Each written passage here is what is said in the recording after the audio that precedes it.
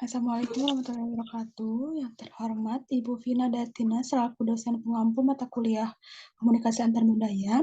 Kami dari kelompok 4 izin mempresentasikan hasil diskusi kami tentang komunikasi antar budaya, manusia, bahasa, dan budaya.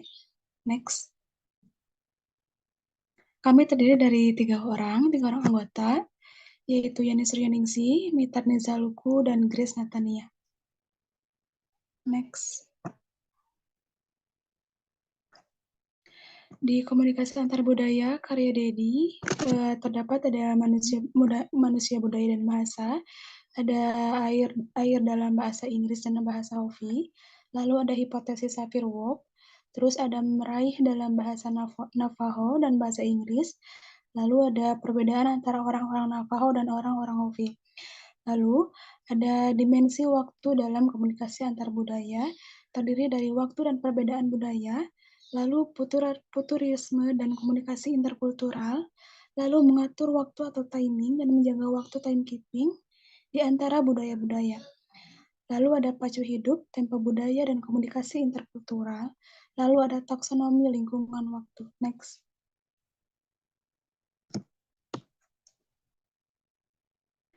Slide selanjutnya akan dipresentasikan oleh Grace.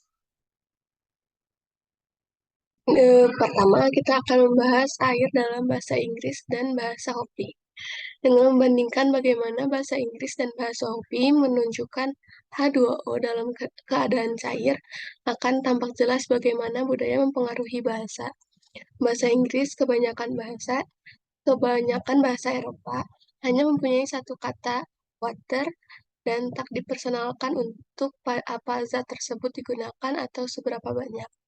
Orang-orang Indian Hopi di Arizona sebaliknya menggunakan kata apahe untuk menunjukkan sejumlah besar air yang ada di danau-danau alam atau sungai-sungai, dan kei untuk menunjukkan sejumlah kecil air dalam tempat minum atau kendi. Meskipun demikian, bahasa Inggris mempunyai perbedaan-perbedaan lain yang tidak dimiliki bahasa Hopi. Bahasa Hopi. Orang yang berbahasa Hopi tentu saja mengetahui bahwa ada perbedaan antara geysir yang menyembur ke atas dan air terjun yang terjun ke bawah. Serupa dengan itu, orang yang berbahasa Inggris mengetahui bahwa jumlah air dalam sebuah kendi berbeda dari jumlah air di sungai. Namun, masalah pokok sebenarnya dalam perbandingan ini adalah bahwa baik bahasa Hopi atau bahasa Inggris tidak menggunakan kata-kata berdekatan untuk menunjukkan air dalam semua keadaan, kuantitas, bentuk, dan fungsinya. Setiap budaya telah mengkategorikan pengalaman melalui bahasa dengan cara yang tidak didasari pada saat yang sama, memberikan uraian kepada para antropolog tentang perbedaan-perbedaan dan persamaan-persamaan yang ada dalam masyarakat-masyarakat.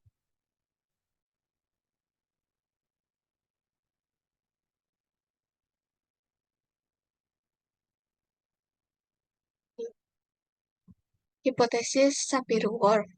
Menurut Sapir-Whorf, menyatakan lebih jelas bahwa struktur bahasa yang digunakan secara terus-menerus mempengaruhi cara berpikir dan perilaku seseorang. Dapat dikatakan bahwa bahasa adalah bagian penting dari seseorang. Bahasa menyerap setiap pemikiran dan bagaimana penutur melihat dunianya. Bahasa menyediakan suatu jaringan jalan yang berbeda bagi setiap masyarakat yang sebagai akibatnya yang memusatkan diri pada aspek-aspek tertentu. Pengaruh bahasa terhadap pikiran dapat diwujudkan melalui kebiasaan dan aspek bahasa formal seperti tata bahasa dan kata-kata. Tata bahasa dan kata-kata suatu bahasa penentu representasi konseptual dari pengaruh bahasa itu. Lalu, meraih dalam bahasa Navajo dan bahasa Inggris. Kata grab, meraih atau menangkap dalam bahasa Inggris. Dalam penggunaan bahasa Inggris, mereka selalu memperlihatkan konteks warna atau tense, kata kerja. Takkan ada pertanyaan seperti I grab it. Dalam bahasa Navajo atau Indian, bagi orang-orang Navajo, konteks waktu atau tidak penting, namun Bahasa Navajo merinci hal-hal lain. Bahasa Navajo akan menguraikan kata ganti orang atau I dalam kalimat I grab it. Dalam banyak cara, bahasa itu akan menjelaskan kata tersebut berinisiatif melakukan tindakan dengan mengulurkan tangan untuk meraih sesuatu atau apakah saya meraih seekor kuda yang berlari. Sesuatu yang diraih itu harus diuraikan lebih tepat dan dimasukkan ke dalam sebuah kategori. Selama Perang Dunia Kedua di Pasifik, orang-orang India Navajo digunakan sebagai pengirim dan penerima pesan-pesan rahasia melalui radio karena suatu bahasa. Tidak seperti sandi dan tidak dapat dipecah-pecah secara semua harus dipelajari. Next.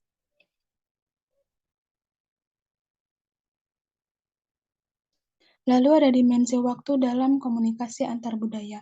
Perbedaan konsep waktu, perwaktuan, dan tempo khusus dari kelompok-kelompok budaya dibicarakan sebagai dimensi komunikasi antar budaya. Sejumlah aspek, utama temporalitas manusia dijelaskan dan dihubungkan dengan situasi dan kondisi antar budaya. Next. Lalu ada futurisme dan komunikasi interkultural. Futurisme adalah sebuah gerakan yang bersifat multidisipliner dan dengan cepat berkembang menjadi upaya intensif dan terus-menerus serta sangat penting dalam banyak disiplin ilmu. Cara-cara baru berpikir ke depan akan menghasilkan jarak yang lebih besar antara budaya yang secara cepat mengembangkan visi masa depannya atau progresivismenya, dengan budaya di mana citra masa depan baru berubah dari visi tradisional. Ada beberapa budaya yang tampaknya memiliki keajegan citra yang kaku dan citra masa depannya. Tingkat keajegan citra masa depan berbeda-beda dengan kelompok budaya yang lainnya. Contohnya, bagi kelompok budaya tertentu, pandangan masa depan itu ditakuti dan disembunyikan dari alam pikirannya, dan bagi budaya lain, berpikir tentang masa depan dianggap sebagai kegiatan yang mubazir, sejenis dengan mimpi yang tidak perlu, atau sejenis kegiatan yang dilakukan oleh orang aneh atau orang jahat. Next. Dalam sebagian kelompok budaya, arah yang jelas dan tindakan masa depan dilakukan dengan menetapkan dan menggunakan berbagai macam jadwal kegiatan dengan mengikuti langkah-langkah yang ditetapkan adat dan kebiasaan atau dengan cara-cara menciptakan suasana peluang. Kadang-kadang, benturan perspektif budaya dapat dikontraskan secara tajam. Next. Mengatur waktu atau timing dan menjaga waktu timekeeping di antara budaya-budaya. Aspek penting dari dimensi waktu berkenaan dengan cara bagaimana dan sejauh mana menjaga waktu yang objektif atau digunakan dan bagaimana hal demikian mempengaruhi kecepatan waktu atau temporal pacing dan pola-pola waktu dalam budaya tertentu. Yang lebih pentingnya adalah bagaimana kendala dan kendali waktu objektif dapat mempengaruhi orang dari berbagai budaya dengan orientasi waktu yang berlainan. Perbedaan kultural dalam menilai waktu objektif dapat menjadi dasar untuk memahami sejumlah masalah komunikasi antar budaya. Lebih-lebih, jika kita memahami bahwa penjagaan waktu dan standar waktu objektif dapat mengontrol ruang dan gerak melalui ruang dan memang seringkali begitu. Next. Slide selanjutnya akan dijelaskan oleh Mitarni.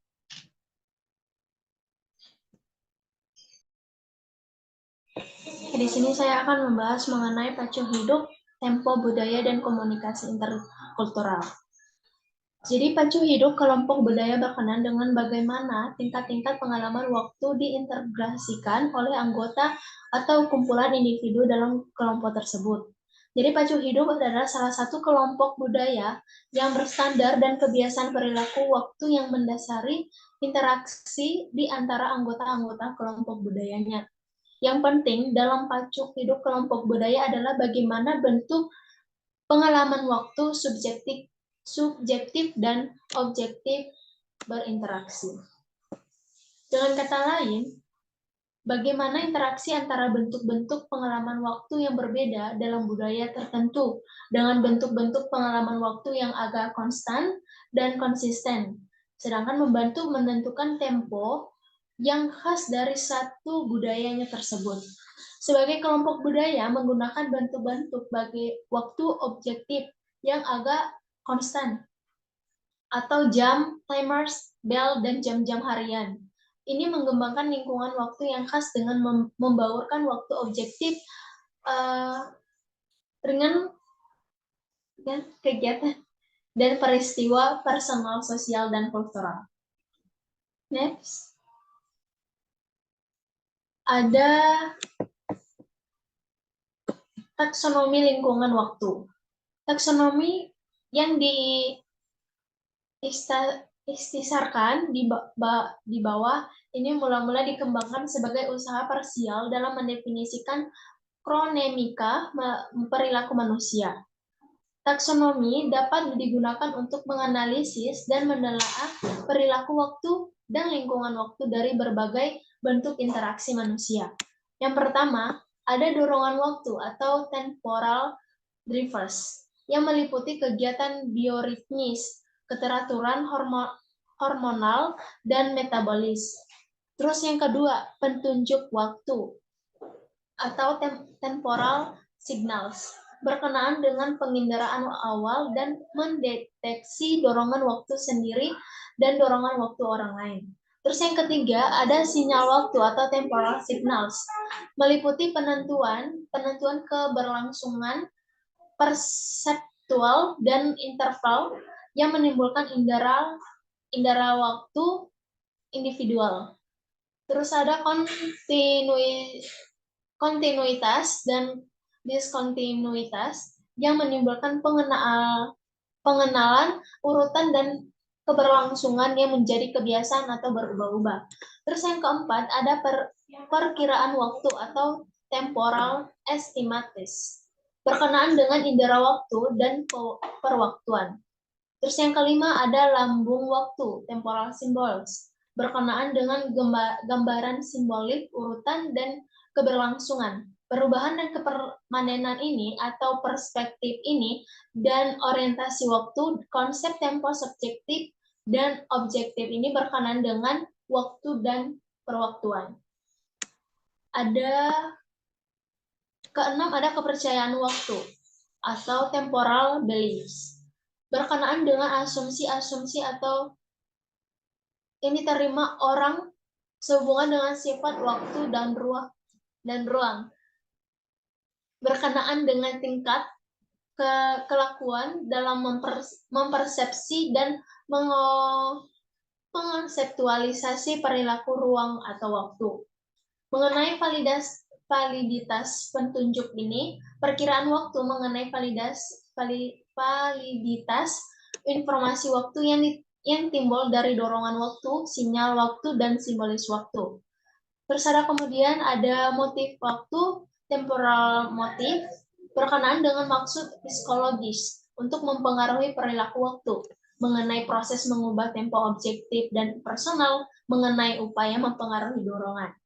Terus yang kedelapan ada penilaian waktu atau temporal judgments berkenaan dengan maksud validitas kepercayaan waktu baik dari motif waktu dan nilai waktu yang dilihat dari bawah ini seperti yang dijalankan individual, kelompok individu dalam konteks sosiokultural. Terus ada nilai waktu. Nilai waktu atau temporal values mengenai pemberian nilai pada waktu, peristiwa, dan perwaktuan ketika dikaitkan dengan perilaku personal, sosial, dan kultural. Next. Di sini ada komunikasi antar budaya menurut saya akan kembalikan kepada Yani.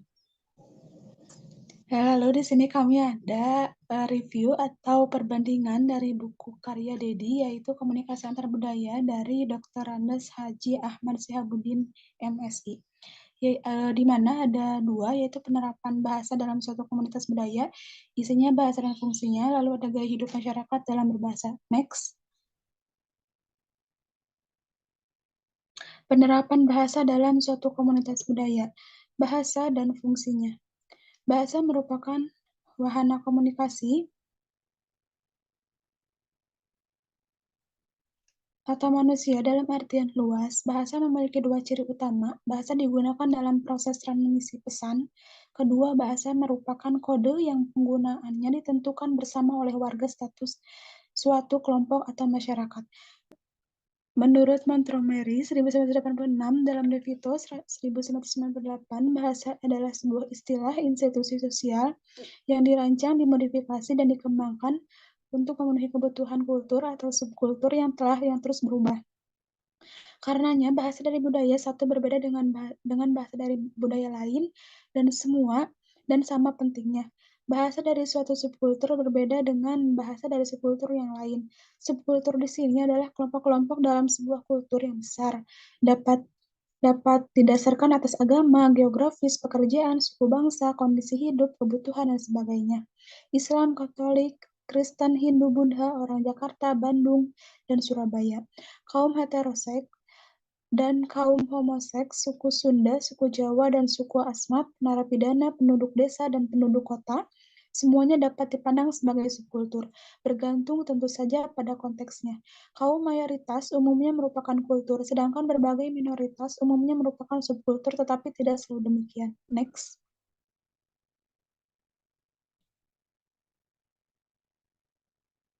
Lalu ada gaya hidup masyarakat dalam berbahasa. Menurut Laksono 1998 ayat 199, bahasa yang kita gunakan mempengaruhi apa yang kita lihat sebagai real.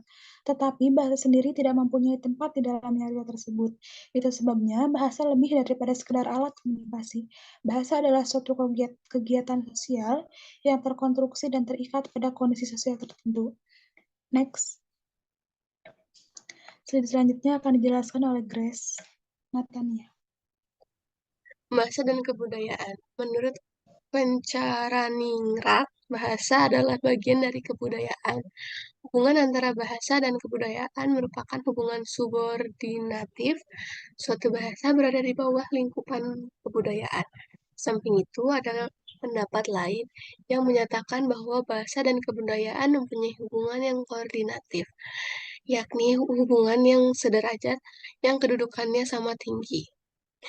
Massinambau menyebutkan bahwa bahasa dan kebudayaan dua sistem yang melekat pada manusia.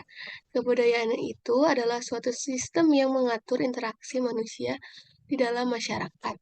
Maka kebahasaan adalah suatu sistem yang berfungsi sebagai sarana dalam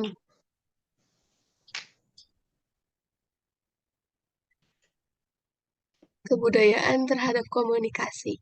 Menurut Yanto Subianto, kebudayaan adalah hasil karya, rasa, dan cipta manusia dalam masyarakat. Karya adalah hasil usaha manusia dalam bentuk yang terwujud dan konkret dengan cara penggunaan budaya seperti halnya teknologi yang termasuk kebudayaan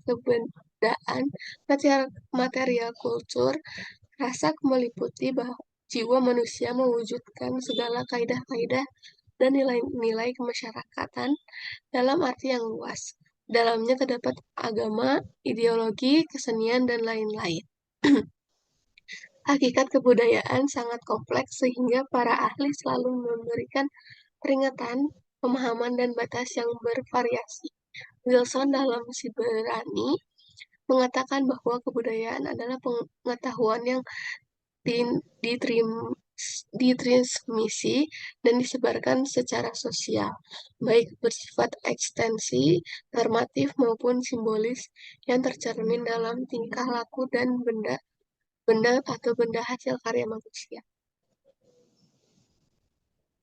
Saya kembalikan kepada Yani. Slide selanjutnya akan dijelaskan oleh Mitarni.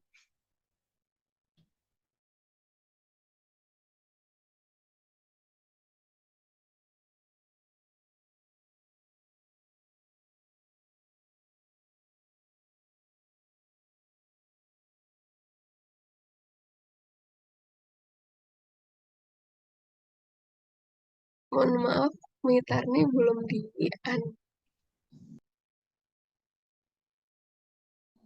Maaf. Oke. Di sini ada bahasa dan cara berpikir. Jadi menurut WordCloud dalam Sibarani menyatakan pikiran atau kebudayaan mental, mengarahkan bahasa menjadi bahasa yang berisi, bermakna, dan bermanfaat. Jikalau terjadi kerusakan dalam pikiran seseorang, maka akan mempengaruhi bahasanya. Mungkin bahasa orang yang mengalami kerusakan pikiran ini masih dapat dimengerti, tetapi makna atau manfaat dan tujuan tidak dapat dipahami. Jadi padahal bahasa sebagai sistem komunikasi yang harus dapat dipahami oleh seseorang. Dan kita bisa mengetahui tujuan terutama bagi penyapa dan pesapanya. Next.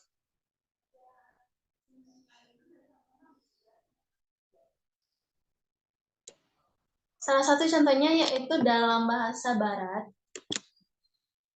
Dalam bahasa Barat ada sistem kala, yakni penutur bahasa memperhatikan dan terikat waktu. Misalnya, pada musim panas pukul 21.00, matahari masih bersinar dengan terang, tetapi anak-anak karena sudah menjadi kebiasaan disuruhnya tidak bisa tidur. Disuruhnya tidur karena katanya hari sudah malam. Sebaliknya, bagi orang Indonesia, karena dalam bahasanya tidak ada sistem kala, menjadi tidak memperhatikan waktu. Seperti acara yang sudah terjadwalkan, waktunya bisa mundur 1 jam. Itulah sebabnya istilah jam karet hanya ada di Indonesia. Jadi, bahasa Barat dan orang Barat dan orang Indonesia itu jamnya itu kita sudah tahu bahwa jamnya itu berbeda. Jadi salah satu contohnya tadi itu adalah merupakan menyatakan bahwa orang Indonesia sering terjadinya atau istilahnya dikenal sebagai jam karet. Oke, terima kasih. Saya kembalikan kepada moderator Yani. Nah, jadi perbedaan atau perbandingan dari komunikasi antar budaya, manusia, bahasa, dan budaya dengan karya Dr. Ahmad ini, bahasa tentu saja menjadi unsur yang paling terpenting dalam suatu budaya karena bahasa mencerminkan sebuah identitas kelompok tersebut gitu.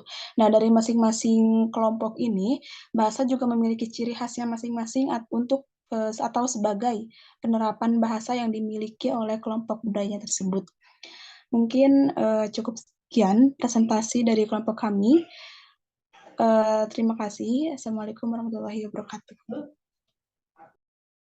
Waalaikumsalam.